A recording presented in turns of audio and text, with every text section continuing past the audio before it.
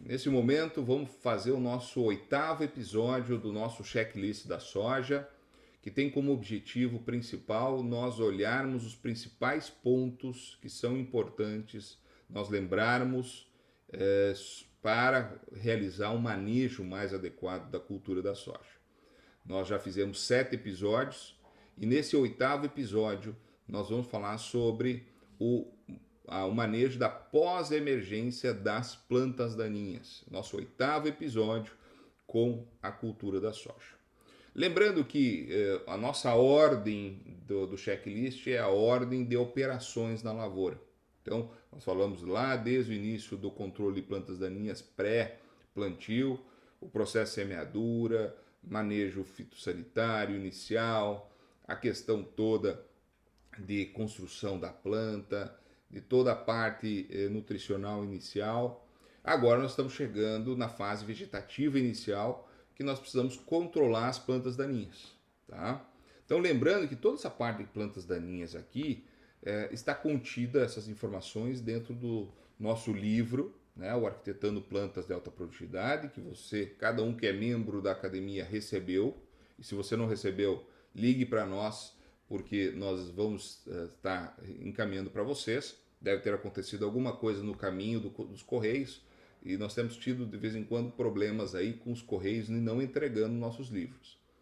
Mas o livro tem o curso da soja lá, com material, né, vídeo falando sobre cada um desses pontos, e o lançamento desse ano que eu fiz do Anuário Agronômico da Soja, que são informações um pouquinho mais detalhadas, principalmente com relação a herbicidas, fungicidas, inseticidas, nomes de produtos de cada um dos métodos. E aqui no caso do controle de plantas daninhas, a gente tem essa colocação. Então, aqui o objetivo principal é nós discutirmos com relação ao controle pós-emergente. Tá? Nessa questão do pós-emergente, nessa pós-emergência, eu queria só recordar a importância que nós temos do uso do glifosato nesse momento. Tá? Como se retirou boa parte do glifosato da dessecação pré-plantio, isso fez com que a gente pudesse, então, não ficar repetindo o uso de glifosato. Nós vamos lembrar que a maioria dos cultivares que nós temos no mercado hoje são resistentes a glifosato. Portanto, é interessante sempre nós pensarmos no uso do glifosato em conjunto. Tá? E junto com esse glifosato, nós usar um herbicida de controle específico. Tá? Quem que vai ser o controle específico? Pode ser um graminicida, se eu tenho problema de gramíneas. Pode ser um folha larga, né, no caso, né, dos latifulicidas. Agora, o que nós vamos estar utilizando? Então, pessoal, por isso que eu criei o Anuário Agronômico, onde a gente tem os principais grupos químicos, os principais ingredientes ativos, exemplos de produtos comerciais, alguma referência de dose, referência, não é recomendação, pessoal. E a questão, colocando, né, buscando ter dentro aqui de uma classificação de controle de plantas daninhas. O que tem melhor ou pior controle de acordo com as situações que nós temos hoje. Tenho salientado muito, né, feito um disclaimer aqui, que obviamente nós vamos ter alguma planta daninha que em determinada região do Brasil, né, ou do Paraguai, ela está mais sensível ou mais resistente a algum tipo de herbicida. Né? E isso pode ter um pouquinho de mudança nessa classificação aqui.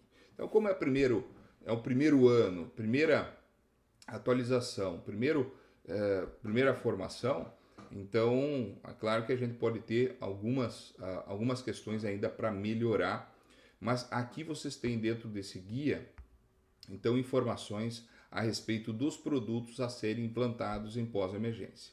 E aqui, ó, nessa tabela aqui diz se o produto pode ser utilizado em pós-emergência ou não, tá? Se ele pode ser pré, né? E se ele pode ser utilizado em pós-emergência. Então aqui você...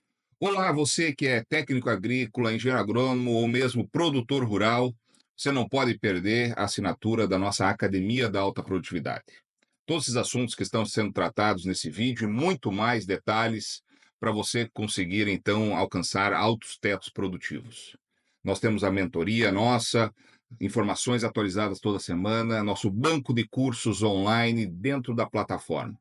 Para você conhecer mais e ser um master estrategista, entre aí no link que está na descrição do vídeo ou coloque sua câmera do celular no QR Code que está aí na tela. Tenho certeza que você não vai se arrepender, está na melhor plataforma de maior conhecimento sobre as culturas de grãos que nós temos no Brasil.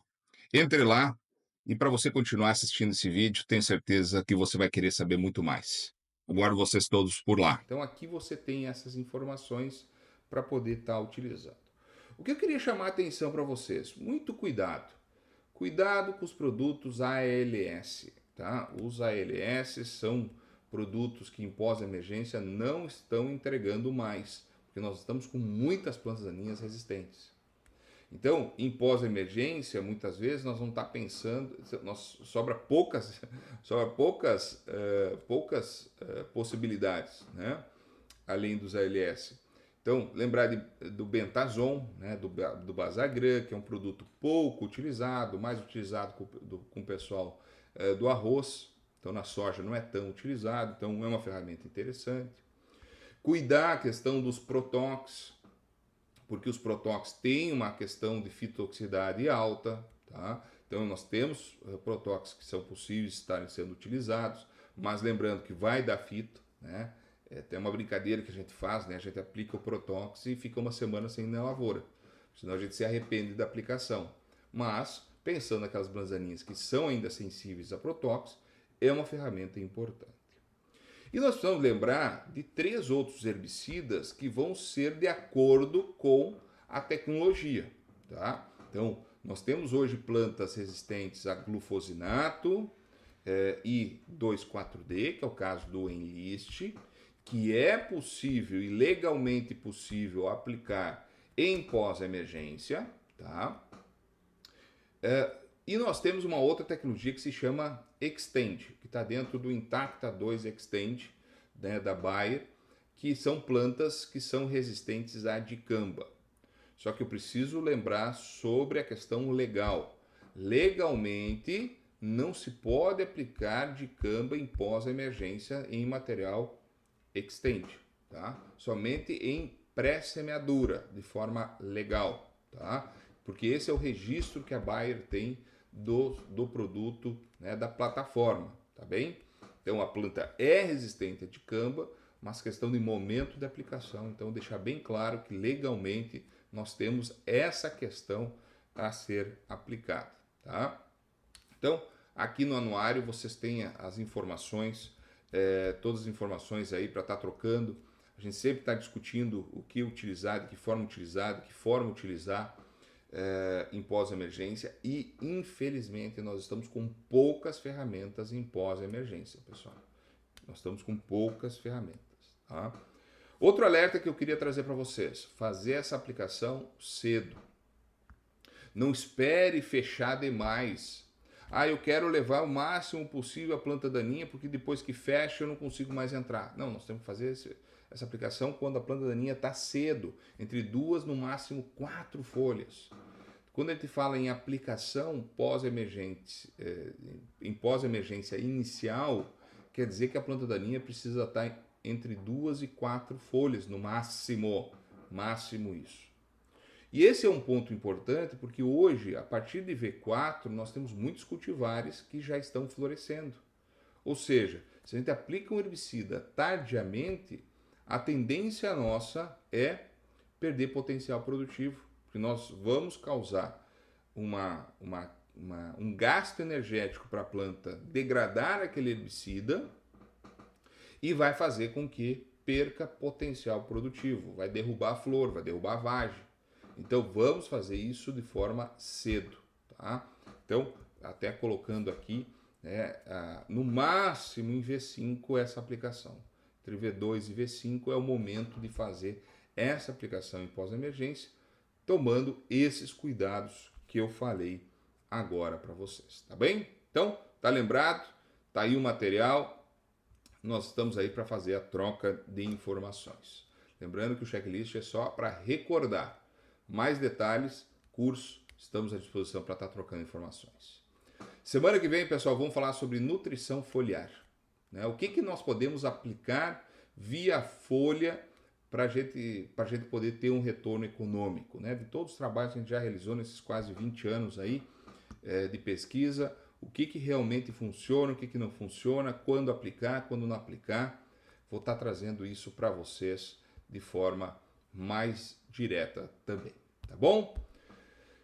No coração do agronegócio, as escolhas moldam os destinos. Mas quando a decisão é muito importante, com quem você conversa? Em quem você confia? O agronegócio é um campo de desafios e incertezas. Para um produtor ou profissional do agro, definir o caminho certo pode ser solitário e muitas vezes complexo. Cada dia é um novo teste, dezenas de variáveis e a imprevisibilidade da natureza. É um jogo delicado entre o controlar e o soltar, entre o recuar e o agir na hora certa. E é neste momento, quando o poder da escolha está nas mãos do produtor, que a Academia da Alta Produtividade entra no jogo para ganhar. Uma fonte séria e confiável de conhecimento, inovação e parceria. Um espaço onde as melhores mentes se reúnem para compartilhar experiências e insights. Mais de 20 anos de pesquisa e milhares de ensaios. Porque uma escolha bem feita não só transforma os negócios, mas também define o futuro. Entre para a Academia da Alta Produtividade, uma comunidade de conhecimento do agro, um ecossistema das culturas de grãos. Você nunca mais vai se sentir sozinho. Academia da Alta Produtividade, plantando conhecimento, colhendo resultados. Um produto do Grupo Floss.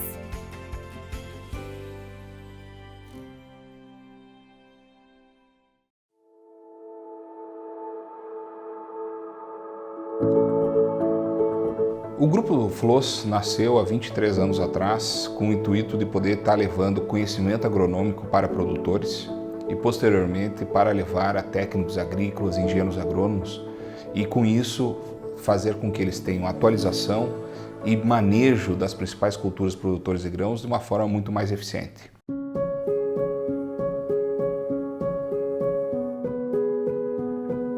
Como a gente já atingiu dentro da pesquisa quase 10 toneladas de soja por hectare, atingir isso não é do dia para a noite e não existe produto milagroso ou bala de prata. Existe todo um processo para ser realizado. Então, nesse contexto todo, se nós temos um teto produtivo alto, por que todo mundo não está atingindo esse teto produtivo alto? Vamos esquecer os 10 toneladas, vamos falar de 6 toneladas, que é o desejo de todo mundo hoje ter 100 sacos por hectare de média de propriedade. Por que não se atinge essa produtividade? Porque nós temos muitos fatores que envolvem. Então, o nosso intuito, quando a gente fala de Academia da Alta Produtividade, não necessariamente é atingir 100 sacos, mas o máximo de produtividade em cada uma das realidades locais, sobre o relevo, solo, clima e as condições que eu posso me envolver com isso. Eu recordo muito quando meu pai falava que em 1975 existia uma cartilha da Embrapa de como produzir 25 sacos de soja por hectare. Naquela época, 25 sacos de soja era uma excelente produtividade. Hoje não paga arrendamento, não paga os custos de produção, muito menos vai gerar renda. Se nós temos aumento de custo e o produtor não determina o preço do seu produto, só tem uma forma que está na mão do produtor poder aumentar a sua receita, é com aumento de produtividade. Se não aumentar a produtividade, ele não vai ter margem suficiente para gerar o que a gente chama de sustentabilidade. Obviamente, quando nós temos solos com baixíssima matéria orgânica, baixíssima argila ou a falta de algum tipo de condição, como por exemplo chuva, nós não vamos atingir tetos produtivos mais altos. E nós devemos saber quanto investir para nós chegarmos ao teto mais importante. Então nós temos lavouras de 60 sacos por hectare é o máximo, outras de 70, outras de 80, outras são 100. Mas se está produzindo 100, é bem possível que tenha metros quadrados produzindo 150. Então por que ele não consegue traduzir aqueles 150 para uma área maior? Então são fatores que envolvem que a gente precisa saber conduzir para chegar a um teto produtivo mais alto. E muitas vezes está, a partir do solo, esse tipo de condição.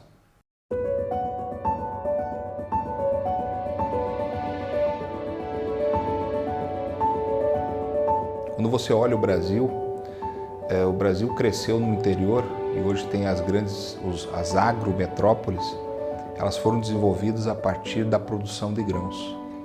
Não a partir da produção de gado, não a partir do reflorestamento, não a partir de outros tipos de atividades como mineração, mas com a produção de grãos. E por que isso acontece? Porque a produção de grãos se faz através de famílias. E as famílias tendem a fazer os investimentos de forma local, fazendo com que haja desenvolvimento da sua comunidade. Isso é um pouco, acho que, o legado que a gente quer deixar para que as futuras gerações também pensam de uma forma mais racional a produção de grãos.